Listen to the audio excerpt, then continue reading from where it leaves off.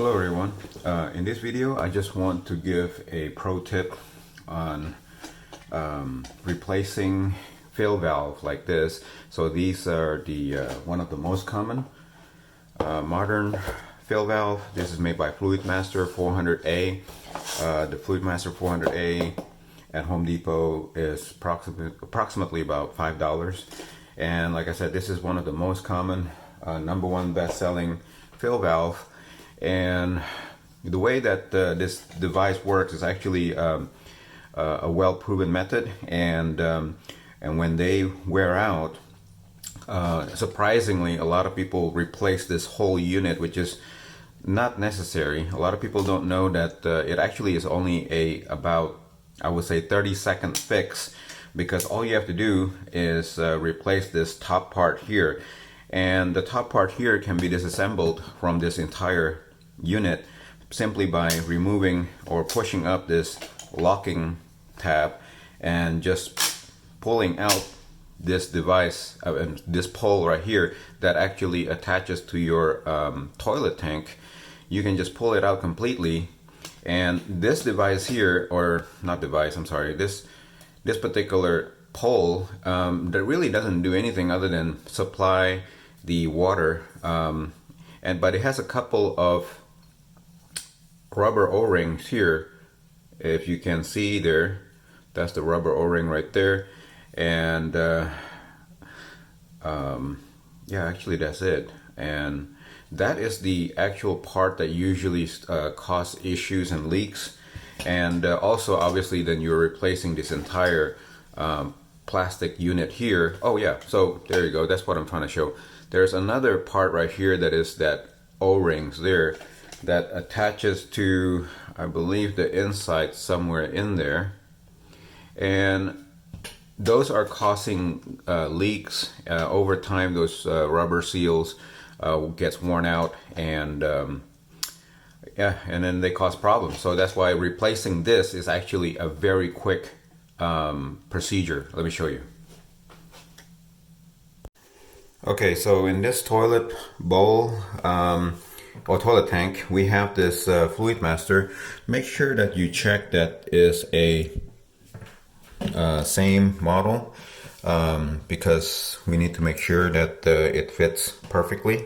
So this is, I'm replacing it with a 400A, and basically it looks the same. I can't really tell if that's a 400A, but it looks similar enough. I'm gonna go ahead and take it out. Before you start, make sure that you turn off your water valve here. So usually is to the right is off, to the left is on, and I already did turn off mine. So basically this is on, this is off. Okay. Next, I'm just going to disconnect all the hoses. That's one hose there, and actually that's it, just one hose. You also need to disconnect this pull chain. This is a plastic attachment chain that hooks up to the bottom right here of the fill valve. This is to unlatch and drop the floater down. Make sure that you unhook that before you start pulling, or you can actually pull carefully and unhook it later. Now we're ready to pull this out after everything is detached. So all you have to do is just pull upwards, get a firm grip on the stem, and then just pull up. Okay, before we start pulling up, remember that the locking ring at the bottom, you need to unlatch that by pulling that up. I'm talking about this ring right here at the bottom. It needs to be pulled that way to the top so that it unlatches. So it used to latch all the way to the bottom like this. You need to pull it up. Okay, so reach under there and then go ahead and pry it up and pull it up. Okay, once you have that done, then it's ready for it to be just pulled out. It could be stuck a little bit. If your fill valve is old, just wiggle it and then try to pull it out. Okay, this is my old fill valve, and it was really hard to take off. As you can see, I actually pulled so hard that it broke off one of the bottom piece there, and this is the broken part right here. So we are going to now install this to that tower there. Before we do that, there is a rubber O-ring, rubber seal right here, right there, that is the one that is moving. We're gonna put some Vaseline or petroleum jelly around it. That's just common practice, just to have make it lubricated and easier to also slip through.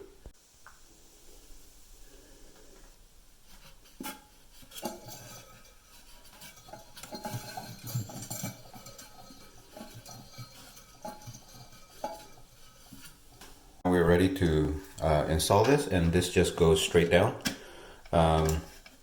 Just push it down until about two rungs or two circles underneath there. The distance from the base is about 1.5 inches for me. It may be different from you, but you can always pull it up later. Now, after you put that after you install the stem like this, make sure that you bring down that locking tab, that clear locking tab, to prevent it from moving. All right, and adjust the position to the left a little bit, or diagonal, I guess, and then we can attach this chain also. Let me see. No, actually, this one doesn't require a chain to be attached, so we're no longer going to use this particular part here, and we'll give it a test and see. Oh yeah, well, sorry, we forgot to attach this device here, and this is a little bit too long. I'm going to cut it, but yeah, we just attach that there, and then we'll give it a test. Actually, I'm going to go ahead and attach that first, test it, and then see if it works well, really well or not. Okay, I turn on the valve again, and right now it's filling up.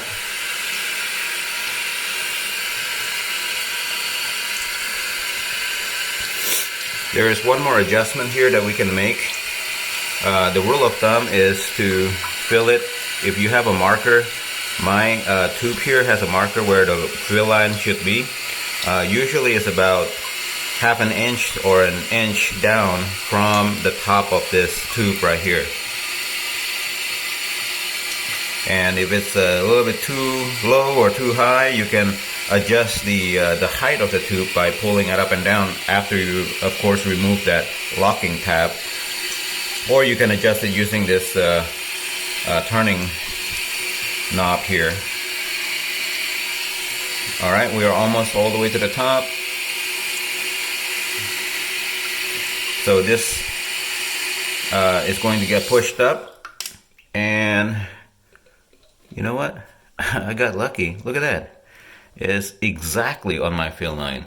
So that looks like it works. I'm just going to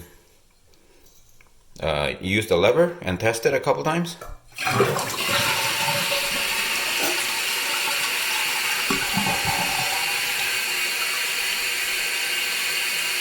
All right. Looks like it's working. Okay, after everything is installed, I just want to mention one thing that you need to make sure is listen. Get really quiet and listen.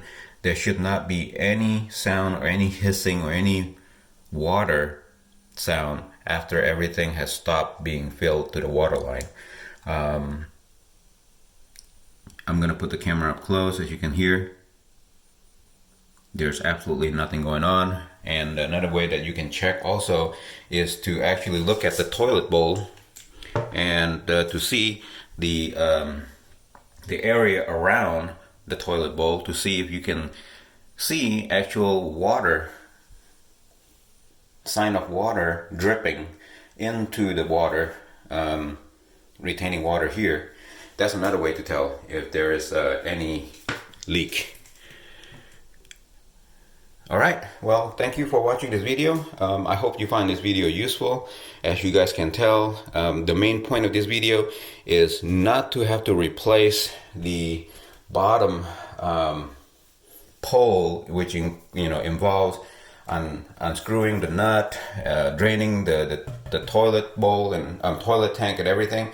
That's a lot of hassle. So this can actually be done. If I wasn't doing the video, I can probably get this done in about probably 1 minute. All right, guys, thank you for watching again. If you find this video useful, I hope that you don't mind giving it a thumbs up so other people can discover it. And if you like this kind of content, and please consider subscribing to my channel. Thank you. Bye. Thank you for watching. Please subscribe to my channel to see more do-it-yourself video like these and support my channel. Thank you.